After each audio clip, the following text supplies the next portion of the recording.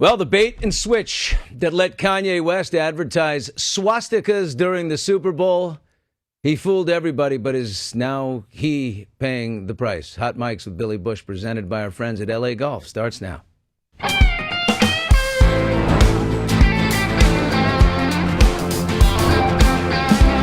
Get Vinny on the chat. Yeah!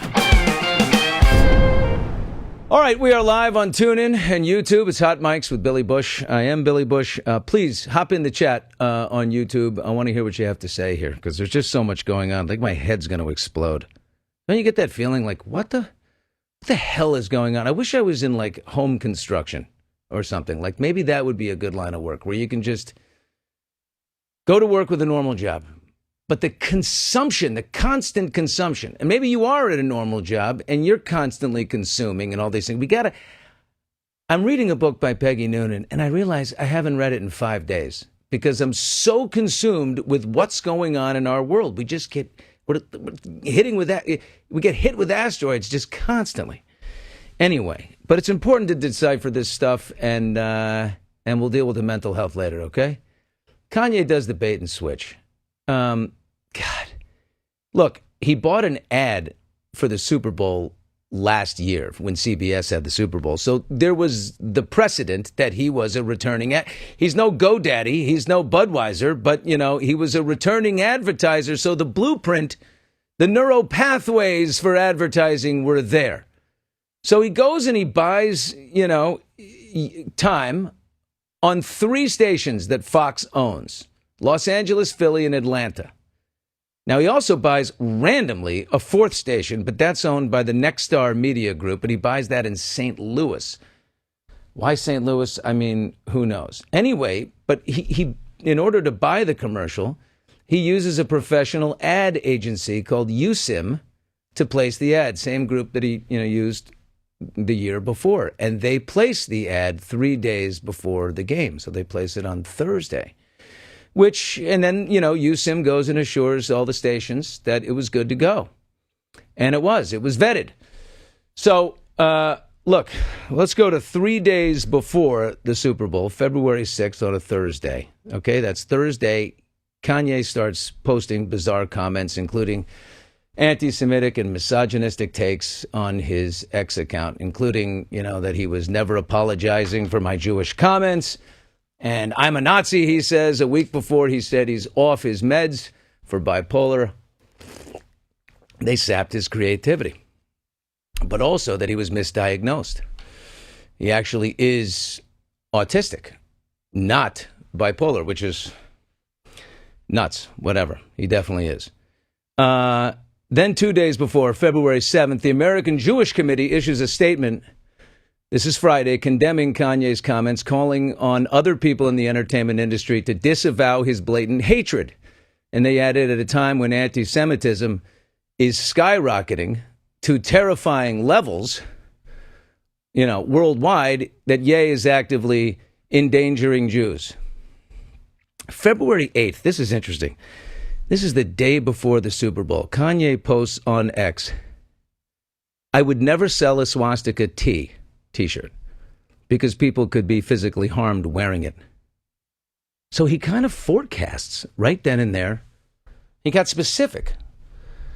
Like he didn't say I would never sell a swastika set of sandals or, he said I would never sell a T-shirt. Where did that come from? So he puts that out there and it's almost like a forecast. I'm going to do this. He says I wouldn't do it because I love my fans and my supporters. So he goes and he does it. All right. February 9th, Super Bowl, Sunday night. After the spot airs, he writes, "I'm logging out of Twitter. I appreciate Elon for allowing me to vent." He continued, "It's been very cathartic to use the world as a sounding board," emphasis on the word use. He says, "It was like an ayahuasca trip. I love all of you who gave me the energy and the keyword attention." Okay, continue the timeline. This is now to yesterday. This is February 11th, 2 days after the Super Bowl. Shopify, which provides the backbone for online storefronts, right? They power Yeezy.com, if you will. They closed Kanye's site. They shut it down. That's Tuesday.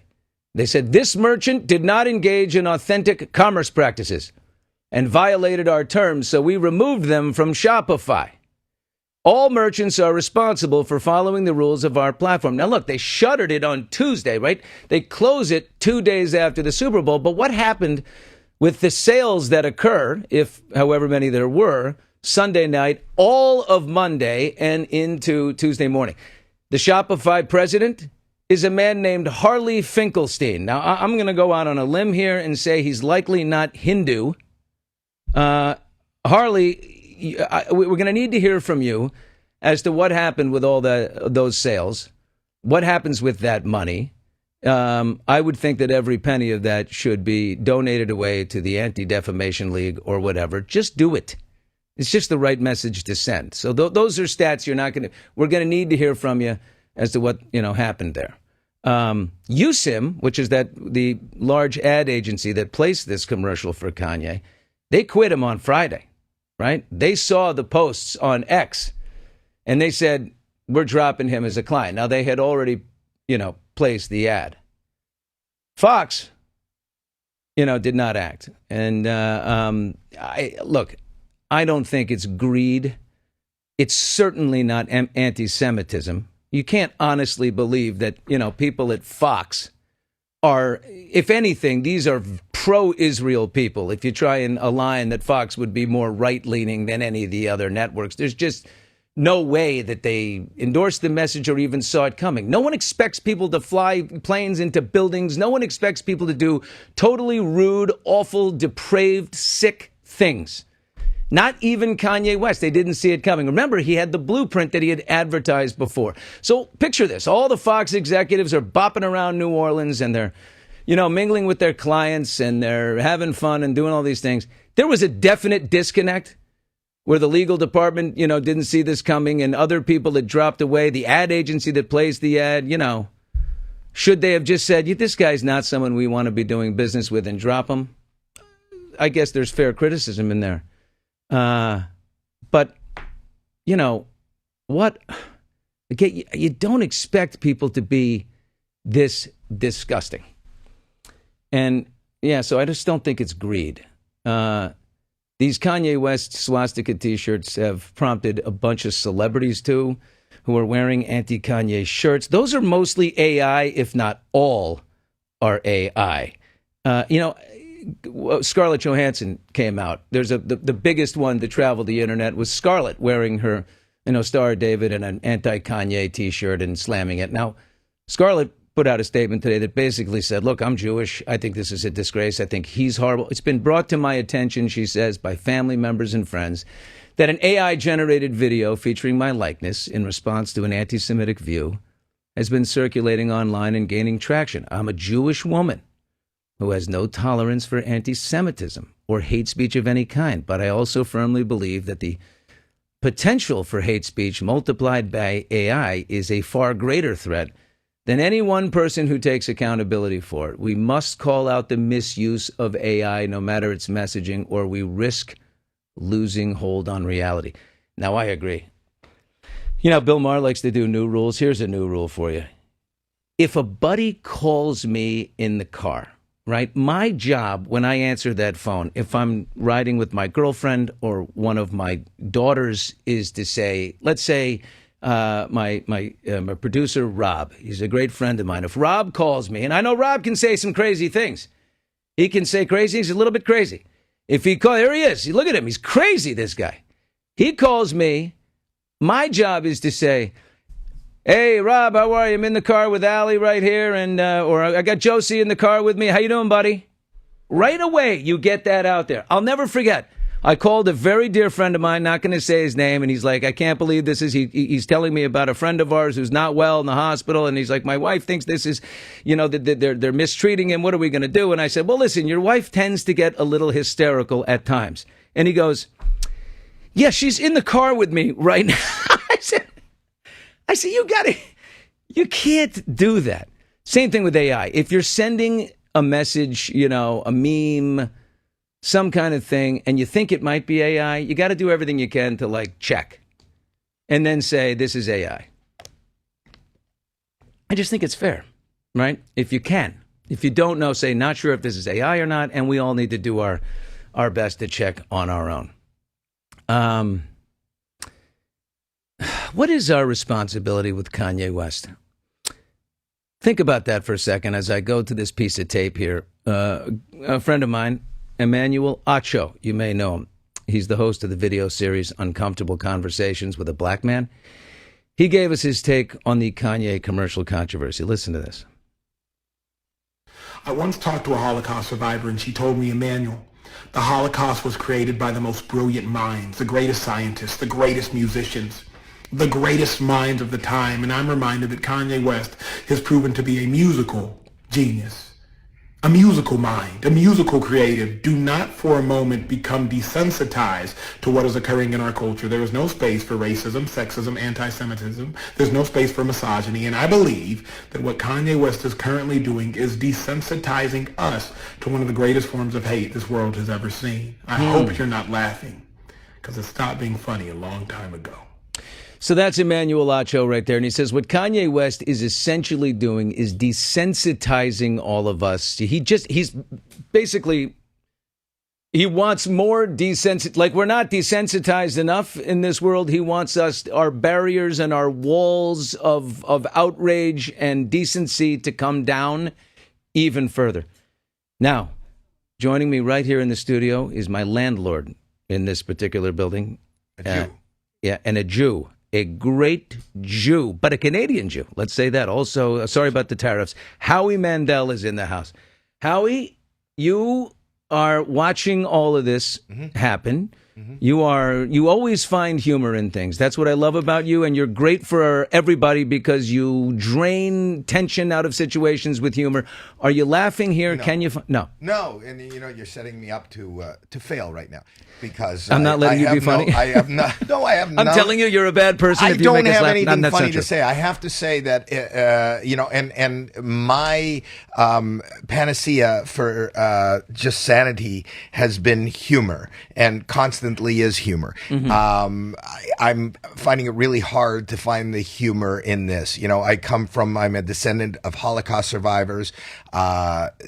Words are incredibly dangerous, and even if his motive is to dangerous, how? Because it takes people who are a little off kilter to begin with. They may hear this and be like, you know what? I'm going to do that stupid thing that popped into my head. Something like that. Well, absolutely. In 1939 in Germany, a lot of people didn't leave because they were kind of desensitized to the craziness of Hitler, to the things that were being said, to the things that were being advertised, to what people believed. Words matter. And it's Kanye, number one, I think, has a mental health issue, which is not being taken care of. And definitely. I mean, if you watch the Kardashians, like just their TV show, she is very clear that this guy is off his meds at certain times. Kanye has already said back on February 2nd, he said, I stopped taking my bipolar medication. I know he's got autism. I read it. Because I've got autism. But Yeah. he clearly does have bipolar, and I'm happy to say that. I'm not happy, but I'm going to say it because it's true and we all know it. I won't even say that. Well, I'm on my own here, but it's absolutely a fact. Autistic people do not behave in this fashion. This is not autism. But the fact is, I'm not a doctor. I'm not diagnosing. I'm just saying that you could look at somebody and know there is something off. There's something off that needs to be taken care of. It is not being taken care of. He doesn't have the capacity to take care of himself. I think it is the responsibility of anybody who has the power to 5150 him. He's got to be taken away from the tools that he is using to spread hate, to make this world a lot more dangerous than it is. There are, I don't know if he's an anti-Semite. I don't know Kanye.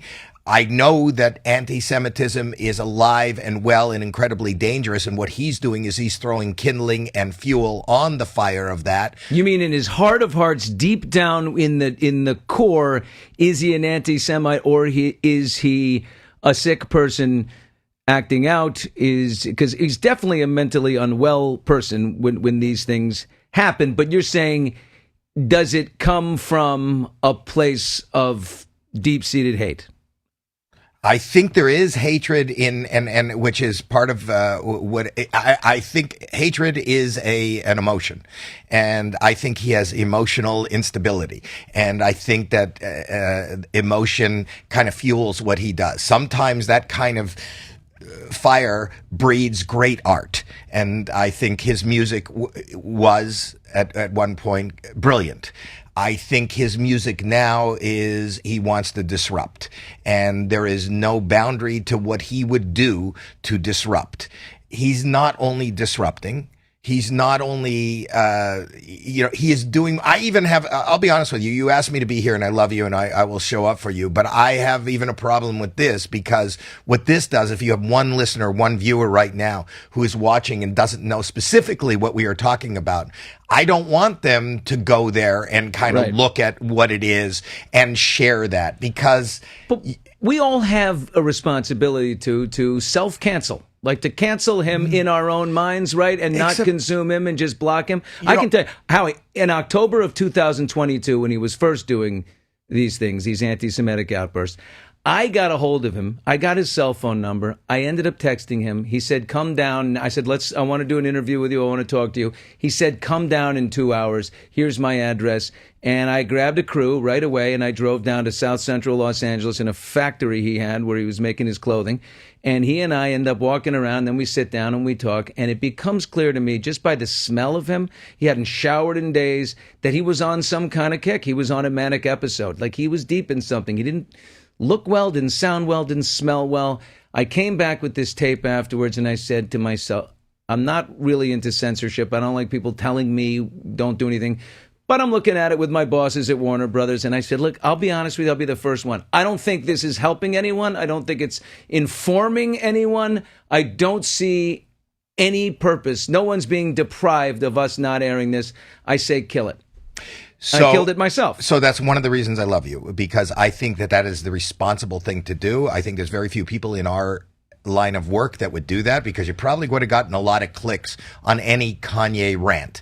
The truth of the matter is we need to we become partners by airing this. It doesn't, I heard you talking about Fox. I don't think Fox is anti-Semitic. I work for Fox there, but I think that we all have to take responsibility in watching this, sharing it, letting people know. You know, I used to have my in-laws are Holocaust survivors, and they used to fight with me, and I used to go, listen, I think that Hitler, I don't know what his problem was, but he is a sick man. What fascinates me more about that time is he got an entire nation to believe craziness where they were picking up babies and putting them in the ovens and burning them. And these were doctors, Mengele, and educated people were doing horrific, nightmarish things, because that's what humanity is. So it starts with that seed of a problem, that little fire, that was Hitler. It could start with Kanye. Kanye has access to 32 Look at him, million people online. I don't double think the amount of Jews in the world. I know. That is why it's so dangerous. That is why somebody, maybe I call upon the Kardashians, who has some attachment to him, who maybe could say, because he is the father of their children, I don't know what you have to implement or put into in place to get a 5150. He needs to be taken someplace where he can get help and not have access to the amount of dangerous noise that he is making right now. I don't think he has access to his kids right now. I've been thinking, but he has access to social media. Well, he's off X. He actually deactivated himself, and then Elon kicked him off for the porn that he started posting, because he's like, come on, guys, cancel me for the love of God. Now I'm going to just send out random porn. I believe he's been canceled everywhere else. If he's still on Instagram, I believe there is. And this is what he does. He goes away for a year, whatever, and everything's quiet, and then they'll reinstate him. Elon will say, okay, everybody deserves a ninth chance. Let's reinstate him, and then he'll go on another bender, if that's the way it goes. But he needs to be surrounded by professionals who have an answer to this. Yeah, I agree.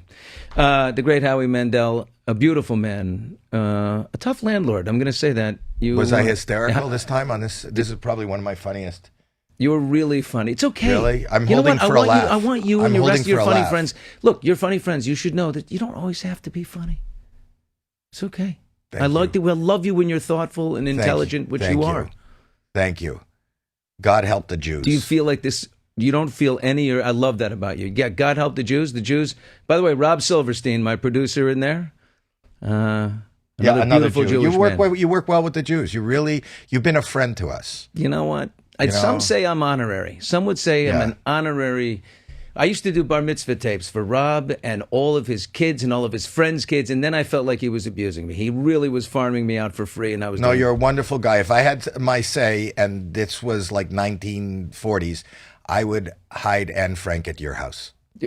I trust you. You see, he couldn't help himself. Howie Mandel, All thank you. right, I love you, thank buddy. you. All right, switching gears to Donald Trump. Okay, the Trumpster. We all are fascinated with what's going on. It's happening at a blinding rate of speed.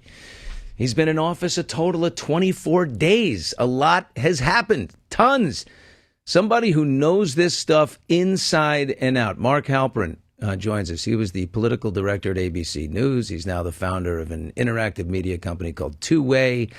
He has great subscribers, many of them in my family. Mark, good to see you, my friend. I hope they look like they're holding you hostage somewhere. Are you in some beautiful cubicle? But I'm in a nondescript cubicle, but I'm delighted to have the support of some of your relatives who are my customers, my patrons, yeah, my clients, active participants. Listen, active participants. Yes. whenever I talk about Trump, especially with intelligent people like yourself, I begin with the question, does the good outweigh the bad? In the beginning, I was like, the good definitely outweighs the bad. We lived in this crazy woke culture where we're canceling people for thoughts they had, and everyone's just losing their minds. And here comes, finally, a bully with a billy club that says, enough of this.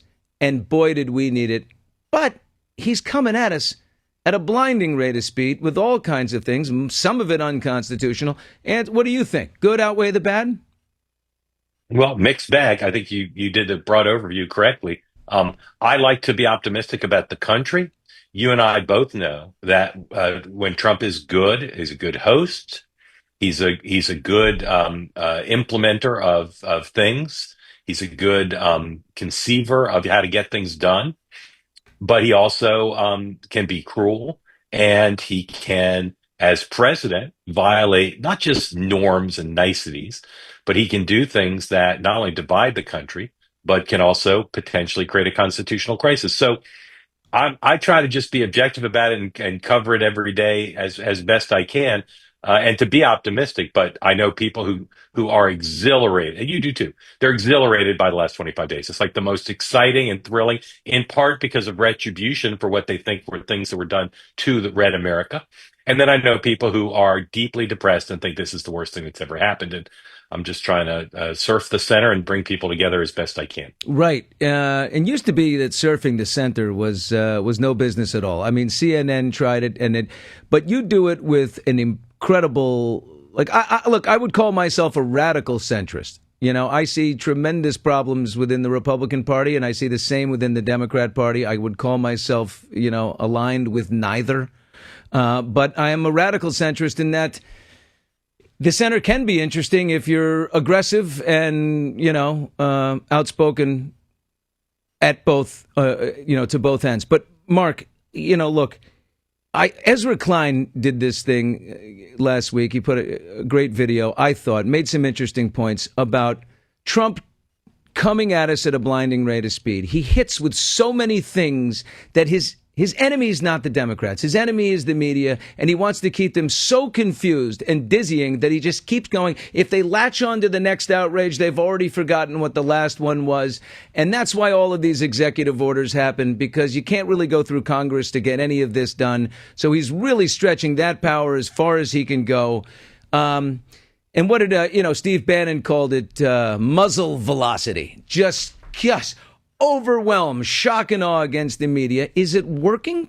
Because the media seems to shifted their attention away from Donald, almost like they're giving up. It's all Elon now. It's largely working. There are stories that happen every day that if they happened in isolation would be the biggest story of the day, the week, in some cases, I'd argue the month, that are barely covered. So it's working. It's a purposeful strategy. Very difficult. Even if these newsrooms were unbiased and really well funded, it's difficult, right? There's only one slot for the lead story. So every day you got to decide, well, what's the lead story? We can't just give Yeah. short shrift to the lead story. It's the lead story. So I every day try to cover it as much as I can, but just the legal cases, right? Just all these things they're doing where people are racing to court to say they can't do that. Just that alone is like a full-time thing. So yeah, flooding the zone works. Talking to Mark Halperin here, who has built a brilliant business and breaks down politics on a daily basis, two-way. And Mark, so Elon Musk is in the Oval Office, and he's got his son, X squared Z strap lightning bolt next to him. I don't know. Elon has a very weird name for his kids.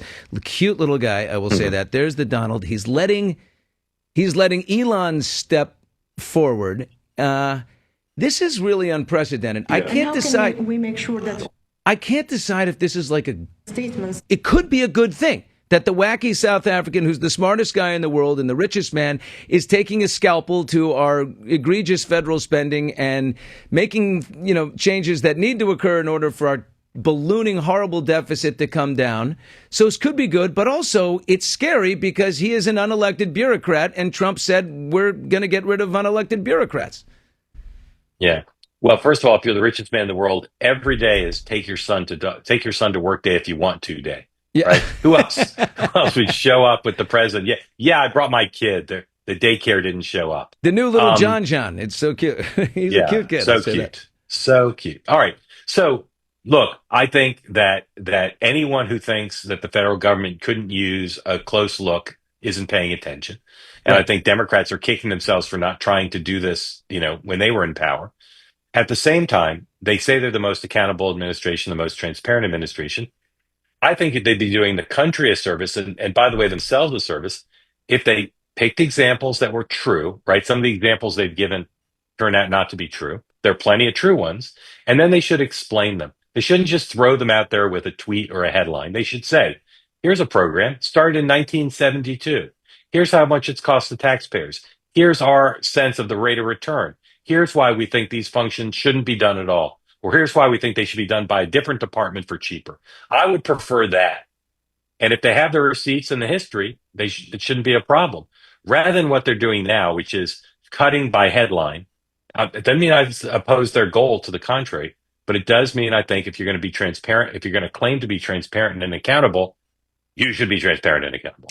They throw out little items of chum like, well, we're spending, $7 million a year to, train Sri Lankan journalists in how to speak in, a non-binary friendly way or something. And, we made a trans remake of National Lampoon's Family Vacation. Yeah. A transgendered opera that we're giving money to in Bogota in order to, these are probably true and they're tucked into something, but these are ways to get people fired up and be like, oh my God, absolutely. Yeah. So it's effective in that way. It is. But again, it's not my preference because some of them aren't true. They've been fact checked, I believe, accurately. But there are plenty of true ones. They should stick to the true ones. And rather than, it's all good if they want to, have Elon tweet them out and if they want to put them out in bumper stickers. But they should explain it. They should do the accounting. They should say, trust us. You can trust us because we did the history, we did the economics, and this is just not a good use of the taxpayers' money. It seems to be maybe a better strategy for Democrats to lay off a Teflon Don and keep attacking the wacky South African almost trillionaire is because, I don't know, Don's Teflon is Elon may be a better target. What do you think? Yeah, well, I'm looking at some research this week that I'll publish on two-way probably next week because it's still coming in that suggests he ain't as Teflon as Don. He's the people's views of him have declined and they're suspicious of his motives. But I think, look, the smartest Democrats I know say attacking Trump or Musk is a fool's errand, that they should be talking about the real lives of real people, how Trump's policies are adversely affecting folks from their point of view. But Elon is such a big, fat, juicy target for them, not just because he's a billionaire and a little bit eccentric, but because until that photo op in the Oval Office yesterday, and some would argue even afterwards, he's not really explaining himself. He's not really becoming a three-dimensional figure whose motives people can understand and appreciate. Having his kid there, I think, is super helpful. Always good to have pets and small children around you if you want Yeah. to humanize. But he's still kind of an abstraction and not a particularly popular one for a lot of folks. Why is he doing it? Why is Elon, who runs, Tesla and SpaceX, and why is he sitting in a Doja office going through, the federal books? So we're asking a lot of people around the country that question in the research project we're doing, and we're saying, is it because he wants to help America? Is it because he's going to make him richer? Or is it he 'cause going likes after the power? bureaucracies that are going after him and if he getting rid wants of to help them? Yeah. We asked, and people's views vary. I don't really know. Again, I try to give people the benefit of the doubt. It's a lot of sacrifice if the goal is to just sort of have an experience of power. I think that he loves the country to which a lot of people who weren't born here who come here, they love America, and I think at least part of it is he thinks it's an interesting and important intellectual problem that he can solve with the help of the people he's brought with him. Right. And I think he finds that invigorating. But I also think he really does think the government's too big and the Biden administration didn't do things right. And he wants to be part of doing it right. I can't rule out that he thinks it's going to make him richer. I just don't know. Mark, I think that's right. You look at someone who's that wealthy, like they didn't set out to become that wealthy. Like no one of that kind of success is saying, I want to be I'm going to go be a half trillionaire. Maybe the world's first trillionaire. No, he is a problem. You can see it. He's a problem solver. He's an unquenchable thirst to figure things out. And probably, like me, agrees that a healthy America is good for the world and we're unhealthy. So, Amen. Amen. Amen. So, I got to say, I still give him the benefit of the doubt and hope to God he's right. Even if he's tracking around a young guy named Big Balls with him to he's 22-year-old kids. I don't know. It's not the first time that young kids have made big successful changes. I am concerned about the nickname, but yeah. It's not necessarily the first choice nickname for family entertainment. I'm sure but it must travel well online. Is what I think, but yeah, I think it's well, I'll resist the obvious jokes. Yes, it's a colorful nickname. So, are you listen, one thing I'm fascinated with the Donald is, it's never enough. This is his second term. He can't run again. Just because they're non-consecutive, it doesn't matter. But one congressman put out this idea, floating it already, about the 22nd Amendment. Do you see Trump making a move to stay in there, for a third term? Yeah, I do. There's not going to be a constitutional amendment, but he could run for vice president with someone like Vance, and they just agree that basically Trump's going to be president. So that's possible. Although they did ask, is Vance the future of the party? And Trump said, no, not yet. We don't know where this is going. He doesn't want. I think if he had to take it back, a second chance at that, he wouldn't say no the way he did. I think he would just say it's too early. He likes Vance, but a lot of people around Trump, Charlie Kirk, Don Jr., Tucker, they really like Vance, and I think they will maneuver when the time is right to have Trump give Vance his endorsement. And in the current Republican Party, Trump's endorsement is not important. It's, as they say at Yale, dispositive. So I think the no kind of set people's alarms off a little bit, but I think it was really more like not yet, in due time. So back to where we began, just to wrap it up here. Does the good outweigh the bad? Like, it's hard to answer that. Yeah. It really is. I'll give you the oldest canard in journalism. Time will tell. Only after we see how he actually governs. Are you more concerned, or are you more curious? As you look, like optimistically curious, or sort of concerned? It's my nature to be optimistic, personally optimistic, and professionally vigilant. So I know you want me to pick the lady or the tiger, but I won't. Professionally, I just don't feel comfortable doing it. But I also really don't know. I think he's giving voice to the hopes of tens of millions of people, and he's crushing the dreams of tens of millions of people. And I think his performance is what should determine how history answers the question you asked, which is the right one. Is this guy going to make the country better or not? That's what Bill Clinton said it all the time. That's the job description. Make people's lives better. And we'll see if he does. He's done some things already that have made some people's lives better, but he's also done some things that have made people cuckoo for Cocoa Puffs. Mark Halperin with us. Mark, actually, I think of one more thing, and that is this writer, Selena Zito, who has traveled with Trump a lot. She was 4 feet away from him when he got shot. Yeah. I've connected with her and talked to her a little bit, but she coined this incredible phrase: Trump's supporters take him seriously, but not literally, and the media takes him literally, but not seriously. So when we look at some of these sort of loose ends that are out there, how seriously do you take America taking over Gaza? Oh, I take it seriously until somebody comes up with a better plan. I think people who dismiss it as foolish or whatever, Trump put it on the table until somebody trumps it with a better plan. I think it changes the game, and I think people who dismiss it don't take into account that we've had hundreds of years of failure. So here's a new idea.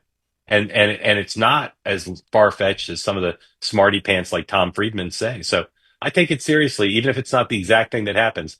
I think it has the baseline where the conversation is now, and I think that's better than where we were a week ago before he unfurled it. When he says, and history will record that Donald Trump worked hard for peace in the Middle East, and history will record that I was funnier than Howie. Yeah. just with that one line. Just with that one line, ironically. Howie's listening to everything. He's a brutal landlord. He's running around. He says we're going to bomb he goes, I think we just bomb the hell out of them if they don't release all the hostages on Saturday. I kind of admit, I have to be like, you're right. Enough's enough. Yeah. Stop trickling out 3 hostages in exchange for 250 people. Like, release them now. Who are you? Yeah. I was at Zabar's the other day, and somebody was talking about Howie, and they said, Howie Mandel makes Benjamin Netanyahu look like AOC. That's what they said. That's what they said. I overheard it. It was at the fish counter. Keep your day job. Mark Halperin, okay. I really... I'll keep it. Yeah, congrats on building the biz right there. You and I... And congrats to you, my friend. You and I have been talking for years on private channels, on separate channels, and we've both been through our own thing, and I love the business you built, and I've been watching the news, and I've been seeing that you're adding talent, and Meghan McCain, and you're growing the business, and that is just resilient and fantastic. Thank you, my friend. You are my model for resilience. You've been a remarkably resilient person, and very proud of you, and very, very excited about what you're building. And you too, buddy. Okay, thanks a lot, All right, Mark. Take care. Appreciate the time. Two-way. He does it. He's live at 6:00 Eastern time. So in just a few minutes, I got to let him go because in 23 minutes from now, Mark Halperin will be on there. My brother will likely be in. He's a big subscriber, my brother, to Two-way. He participates in all of Halperin's discussions, and he loves it. Now. Enough. Trump, they say he lives rent-free in our brains, right? We're always talking, but it's very consequential and important. Kanye, Trump, where do you go from here? I'll tell you where you go. I woke up this morning and read again for an hour on the Blake Lively, Justin Baldoni feud. This, if you have not read the lawsuitinfo.com, where Baldoni and his lawyer, Brian Friedman, they put up this website that documents all of the communication between Blake and Baldoni and Ryan Reynolds, and all the pieces of the puzzle get put together in front of you. And it is a complete outrage. I mean, it is unbelievable what Blake Lively and her husband are doing to this guy Baldoni, what they tried to do to Baldoni. We'll get into that, what I've learned lately, and that's all coming up. Hot Mics with Billy Bush is presented by LA Golf, and we're back in a quick 60 seconds. Hot Mics with Billy Bush brought to you by LA Golf. Upgrade your game. Take your golf experience to the next level at lagolf.com. And for all the sports fans out there, don't miss a beat with TuneIn Premium. Unlock access to the biggest college football and basketball games, every NHL game with no blackouts, and commercial-free ESPN radio to keep you up to date on all the breaking news around the sports world. Plus, enjoy over 300 commercial-free music stations to suit every mood or activity, whether you're into today's hits, classic rock, smooth jazz, country roads, or anything in between. There's even over 100 mood stations to help you unwind and chill out. Stay informed with commercial-free CNN, Fox News Radio, MSNBC, and more with fewer ads and no interruptions. Tune in to 100,000 global radio stations and podcasts and get breaking news and sports talk anytime, anywhere. Go to tunein.com/premium and sign up today to unlock it all. All right, welcome back to Hot Mics with Billy Bush, presented by LA Golf. We're live on TuneIn all across the world and also on YouTube right now. Hop in the chat and send us whatever's on your mind. Question, comment, whatever you got. At Hot Mics with Billy Bush. Vinny, Skinny Vinny, my wingman, my assistant, my buddy, my guy, huge Eagles fan over here. Look at you. You're shrinking me. You're shrinking in front of my face. You're getting so skinny. It's Look at the you. color. It's you know the what, brown on me. Vinny, people come to Hollywood to be rich, famous, and skinny. But the greatest of these is skinny. Don't let it. They'd all give up half their wealth to be skinny. So that's why Ozempic is running everywhere. Now, Vinny, tell me, what do we got in the chat? Yeah, we have a comment from AC Alone. Sorry if I'm pronouncing that wrong. Who cares? But it It's says, okay. Big Balls needs to testify on C-SPAN about all the interesting stuff he's doing for the taxpayers. Yeah. We want to hear some transparency. Was that just a way for you to say big balls? Did you just want, is that all you wanted to do? Because I love that this kid, I kind of admire this kid. His name is Big Balls. You know, that takes big balls to call yourself Big Balls. Definitely. He's 25 and he's like going through the government rolls and he's like, yeah, let's cut that. There's a little gross spending here. He's 25. Where do you go from here, Big Balls? But did he give himself that nickname or did someone give it to him? I think he... That's true. Yeah. That's a really good question. If you give yourself that nickname, you got a problem. Yeah. But it's so... I think, you know, does Big Butts slide into his DMs and say, hey, Big Balls, it's Big Butts, let's get together? I mean, this is like, it's crazy that Elon has these guys, but I'm going to trust Elon again. Right now, I'm giving Elon Musk a long leash, even with guys like Big Balls working for him. All right, Vince. Folks, hop in the chat with anything you got. We'd love to hear from you. But this one's good. I got something. Okay, honey. Vinny, the best. Really? Yeah, someone said that. Is that your first fan? Oh, another one. Look, Vinny is the new Slim Reaper. From Rob. Shout out, Rob. Is that Rob Silverstein, our producer? You didn't send that in there? No, Nah. There's no in-house stuff here. Come on. The Slim Reaper. I like that. Yeah. Skinny Vinny, the Slim Reaper. My like that man, player. All right. So the latest in the Blake Lively, Justin Baldoni story. A 2022 Forbes interview that Blake Lively did. I mean, she tells you everything that she's doing right now. She forecasted this as plain as day just 3 years ago. Take a listen to this. Yeah, when I went in the meetings, I would just seem like I'm just there to be the actor and ready to get the gig.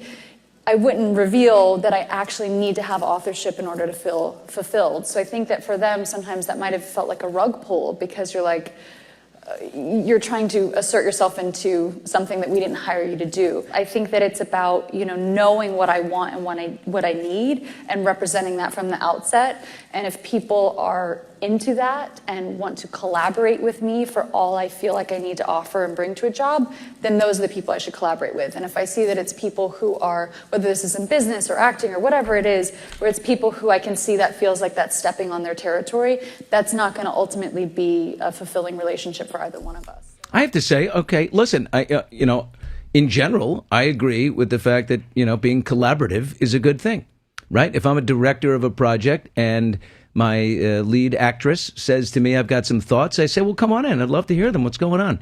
Oh, well, what do you about this? With this? And say, great. But it's under the understanding that, the producer and the director who are taking all the risk and, raised the financing and did all this, it is their project. It is their decision. What's the problem is Blake just said it right there. She said, I would go into these meetings and I always was like, oh, I'm just the actress. Hey, whatever. And then I really start to get my tentacles into the project. And if they're okay with that, then those are my people. If not, well, you've already started with them and you've sold yourself as something else. Just a hired player. Actors are hired players. Every actor wants to think that they are extraordinary, right? Extraordinary. Something more than just a gorgeous person who learns and memorizes other people's words and kicks them back out on a camera. Of course, nobody wants to, everybody wants to feel more than that, but you can't sell yourself as something else. The worst thing is then if you read the lawsuitinfo.com, which is where all these texts and emails between Baldoni and Blake live, Baldoni's brilliant lawyer, Brian Friedman, put these things up. Total transparency, like people are asking Elon and Big Balls to do. Here, put it out there so we can see what you're doing. They did, and you can see very clearly that Blake Lively tried to commandeer this project away from Baldoni. And Ryan Reynolds is involved in there too. I don't know. Did he feel like there was a vibe going between the two and he wanted to just turn this into the only way to get that project, it ends with us, away from Baldoni. And this is Blake now having won over the author, Colleen Hoover, by saying, dude, you sold the rights to this brilliant book 6 years ago in 2019, and for nothing. You should be making a whole lot more money. Your stuff is brilliant. We should build you a production company. The whole thing. Colleen is like, yeah, I want to go with them. I want to go with the Ryan Reynolds people. They're big and powerful, not the little guy from Jane the Virgin. So they pull a scam to get it away from Baldoni and literally cut him off at the knees at every turn, to the point where, give me my own editor. Give me my own cut of the film. I'm going to go do my own ending. If you don't, I'm going to call Taylor Swift, my friend Taylor, and I'm going to get her to give me one of her songs for the end. I'm going to do all these things. And if you don't do these things, I'm not going to promote the movie. I won't be involved in the promotion. Here's Baldoni seeing his project shrink slowly, his ownership and his creativity. By the way, another demand that Lively Camp made is, we want his credit removed. A film by Justin Baldoni. Get the a film by credit removed. Why? Oh, because now I'm producing too. I've got my own edits that I'm doing. No one asked you to do your own edits. You went in there and stole it. And constantly made up illnesses and kept going away from the set and killing production and costing so much more. I am telling you, she's going to have a really hard time when all of this comes out, and it probably won't, because there'll be a settlement. If there's not a settlement, they're crazy. There's no way to march this for a whole year, because people aren't going to let this one go. But she's going to have a hard time working with anyone. And I'm not kidding, man. This is a riveting read. I read so much about it. All right, Slim Reaper over there. What's going on in the chat? We got a couple people here, JMKK and Marissa. They both want to know what your thoughts are on Tulsi Gabbard. Tulsi Gabbard. The new Director of National Intelligence, DNI. Getting confirmed. Yeah, I mean, this is another... listen, Donald Trump, Tulsi Gabbard, her opponents, she was a Democrat up until 2022, a congresswoman. She served in the military for a long time. People think that she's too sympathetic to our enemies, right? They're too sympathetic to Russia, sympathetic to Bashar al-Assad, the president of Syria. She met with him when she shouldn't have, and they think this is a person who's friendly to our enemies, who's going to be overseeing 17, law enforcement agencies and national security and national intelligence agencies in charge of all of them. I mean, I get it, but this is Trump getting the benefit of the doubt still. The most brilliant thing Donald Trump did was feed Matt Gaetz. Remember, the first thing he did was announce, after he won the election, before the inauguration, Matt Gaetz is going to be my attorney general. Everybody said, the most repulsive guy. Everybody jumps on Matt Gaetz. This is a horrible thing, but they spend their capital on Matt Gaetz. Their hate capital, their outrage capital on Matt Gaetz. So, get rid of Gaetz. Trump says, okay. I don't think he ever wanted Gaetz.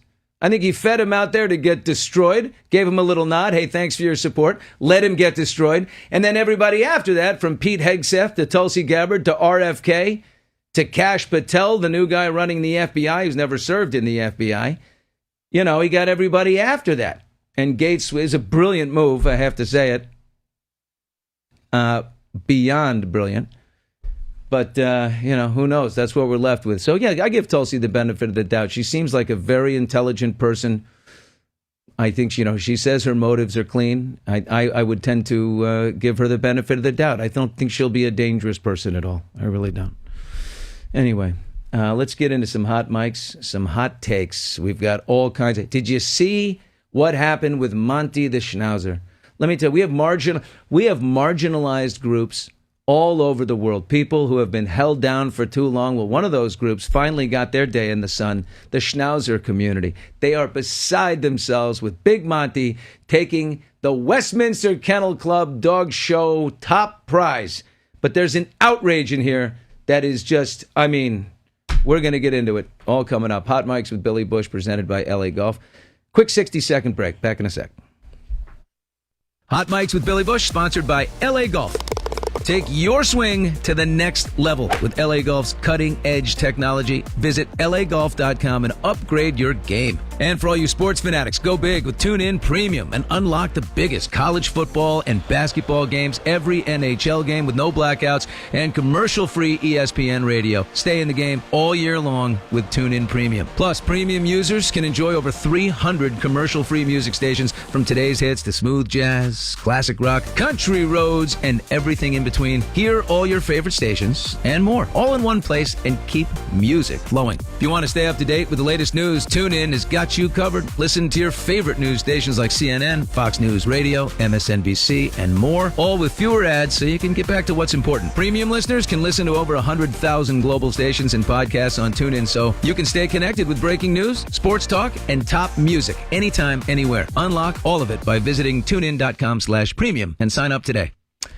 All right, welcome back to Hot Mics with Billy Bush, presented by LA Golf. I just got to say about LA Golf, it's getting exciting. If you're a golfer like me, this is important. And Rob Silverstein, my executive producer, is here for hot takes on Hot Mics.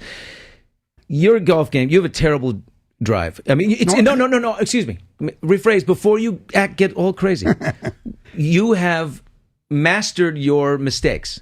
You have a big giant fade cut. You're afraid to try and hit a straight ball because you know it's going to go out of bounds to the right. So you adjust but now you're in this thing you can't get out of. But I'm telling you, LA Golf has a new driver, and it is the one I have already. Their old driver is amazing for me, but now this is the first driver where the bulge we said big balls and bulge in one show, where the bulge of the face of the club matches your swing speed. So you'll go into the site, you'll put in your swing speed, and they will send you the size of the face. That driver is going to match how fast you swing the club. And what it does is it cuts that spin, that spins it out of bounds to the right or out of the left. It straightens it out and it sends it farther. And I'm not kidding. This is developed by their chief technician, Bryson DeChambeau, and the CEO, Reed Dickens, who is a great friend of mine. They are on to game-changing stuff here. This is what I need. Yeah, no, believe me. I need 15 more yards, and I have adjusted. We haven't played that much recently. I can hit it straight when I want to. I've over the last couple of years, I've played a lot of golf, Bill. No, listen, you're very effective. I've never seen anyone hustle around a golf course like you. But anyway, and then we'll talk about the putter at another level, but I am sinking putts from all over the place, and it has to do with the tungsten face that goes on the end. You know what happens when you hit a putt? No. Everyone knows. When you hit a putt, and you look at it in slow motion, the first 5 inches of the roll is like a skid. It goes, and then it starts to roll. But the tungsten face is angled at a certain way so that when you hit it, it immediately starts rolling on its line. It is unbelievable. I'm draining putts everywhere. Thank you to LA Golf. And that is why they sponsor the show, because I'm authentic. I'm not going to make up shit. I'm not going to be like, oh, men's diapers. Great. You should really use them. No, I agree. Everything in our life right now is authentic, Rob. We're breaking free from the traps, and we're being honest with people. All right, so here's one, Bill. A Republican congressman from Georgia wants to rename Greenland, to, listen to this, red, white, and blue land. Make it more patriotic. Your thoughts? This is a congressman who is sucking up to Donald Trump. And I will tell you this about people who suck up to Donald Trump. They end up like Vivek Ramaswamy. Out. It was great for a while. And Trump is like, look, he loves me. He's doing everything I say. Now he loves me too much. You know, it's a little gross. You're pathetic. I don't like that you're doing that. You're out. Elon stays. You got to go. That's what's happening to this congressman. It's the same as the congressman from Tennessee who said, I think we ought to get the 22nd Amendment going now so Donald can be president for a third term just to suck up to the Donald. Yeah, red, white, and blue. We've got Gulf of America, so now we want red, white, and blue land. Yes. Red, and blue land. Yeah, that's what he's claiming. Just don't. This guy, I'm going to throw him out of. I'm going to go move to that district to run against him. Bill, 128 million people watched the Super Bowl, a non-competitive Super Bowl, which kind of shocked us all that it set a record. You and I have talked about this. 128 million domestically or globally? 123 million last time, which was the most ever. This is not globally, Bill. This is the United States of America. These are inflated numbers. No, they're not. There's 340 million Americans. 128 million watched all a part of the game. 134 million watched halftime with Kendrick Lamar. Yeah. Now, did these numbers surprise you, Bill? Well, you are a man. You were executive producer for Access Hollywood for the entire 15 years that I was there. One of the great television producers, really, of all time, Rob, the best I've ever known. He's very, very good. But he is, like every television producer, a ratings manipulator.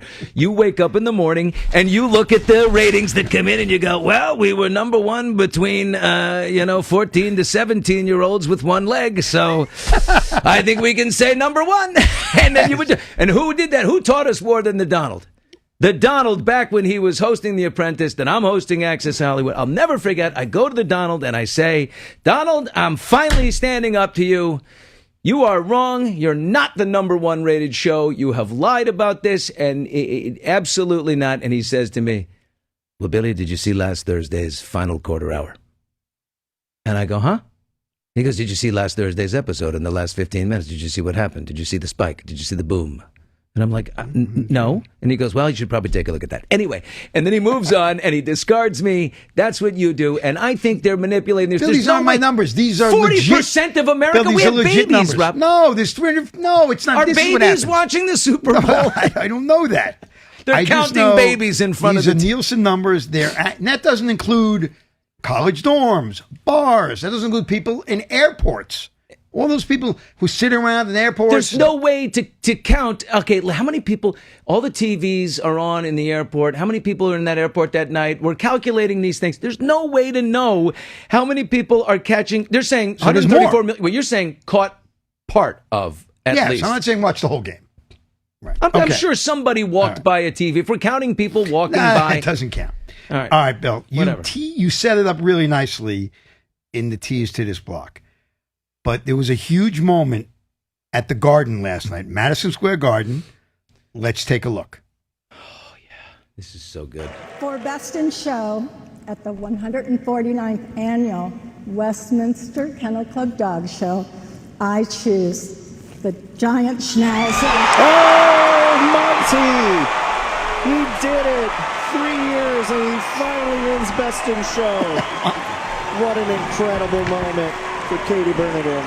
Monty the Magnificent, your 2025 Best in Show. I mean, how great is that? Talk about greatness. Monty the Schnauzer. A Schnauzer has never won Westminster, and now Monty gets to win. I'm so touched. So, knowing what you know, was it well-deserved or not? Did Monty live up to the expectation? 100%. That is a star. Monty is a star. You see the way he bounded out? You could tell? He bounded out like a star. I said, wowza, look at the Schnauzer. Out he comes. Monty he's, as his owner said, he's bold, he's cocky, beautiful he's dog. fun. I'm going to say he reminds me a little of Jason Kelsey. If you had to say a dog looked like a celebrity. Bill, Schnauzers are normally gray, aren't they? Like, that's a different looking. It's a black Schnauzer. That's what makes Monty so special. Oh, yeah. He's a black Schnauzer. And they've held down Schnauzers forever, but especially black ones. When I was a kid, we had Luke the Schnauzer. Every time my dog was in heat, Bridget, Luke the Schnauzer. He would know. He showed up at the house. Right through the hedge. Luke the Schnauzer was there. All right, Billy, one more before we go. Rob Lowe says we need a St. Elmo's Fire sequel. Do we need a St. Elmo's Fire sequel? New cast, No, it's Younger going to be people? No, they're all coming back. Okay, you know what? I'll take the old people. I want to know what they're doing now. Right. And you know what I want them doing? Hooking up again. Everybody just like, I want to see 60-year-old people hook up. We all look better now. Our bodies last longer. I want to see Demi Moore hook up with like Rob Lowe. Do you know where they shot that movie? University of Maryland. Washington, D.C.? My University of Maryland. Frat Row. That's Okay, where that was interesting. shot. That's it, Bill. Thank you. That's hot. That's hot takes on Hot Mics. And I just want to say one final word about the outrage of the Westminster Kennel Club show. We live in an NIL world. These dogs, they compete for trophies and ribbons and bragging rights. No cash, no money at all. Do you see that guy? He is a performer and an earner, and they should be paying him out the wazoo. Monty. Wowza! Look at that Schnauzer. All right, that's it for today's Hot Mics with Billy Bush, presented by LA Golf. Take your swing to the next level with LA Golf's cutting-edge technology. I'm so excited for this new driver to come out. You will be too. Visit lagolf.com. Upgrade your game. What's holding you back? You can always listen to us exclusively on TuneIn. You can ask your Alexa or Google, play Hot Mics with Billy Bush. Hey, do it. And they will. If you missed a show, you can go to tunein.com/Hot Mics, catch up on previous episodes. And, of course, we live it on YouTube, at Hot Mics with Billy Bush. Thanks for listening. We are back on Monday. We're going to go heavy on the hot takes, on the celebrity world, on the Baldoni. There's things happening in this at every minute. I swear to God, there could be a settlement before Monday. We'll see you then. Bye.